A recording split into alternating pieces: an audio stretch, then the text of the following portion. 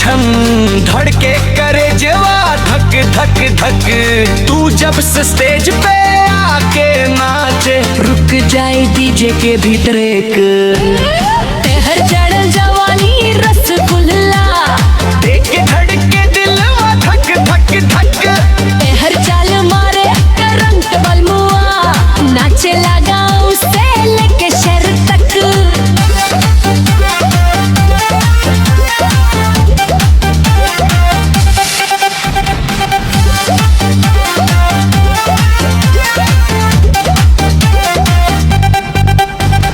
ढोल बजा दिलवा नगाड़ा बजा था था बांस गिरा रूम ढालो सबके बोले एक बार औरा।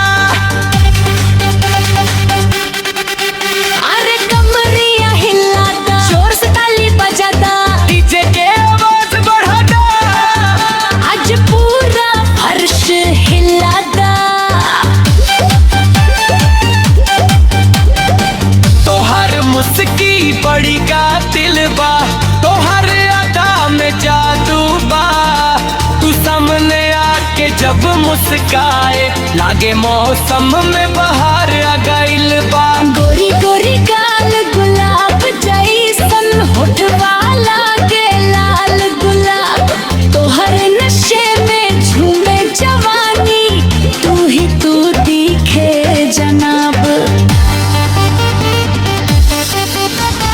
तेहर चढ़ जवानी रसगुल्ला मीठ लगे तोहर हर बात। तेहर चढ़ जवानी रसगुल्ला नाचप रहा सुअली रात। धक लक दिलवा धड़के झूम झूम के दुनिया नाचे डीजे वाला आवाज बढ़ाता आज के रात कोई ना बचे। अरे डीजे रोकल मत फिर से बजाता तेहर चढ़ल जवानी रसगुल्ला।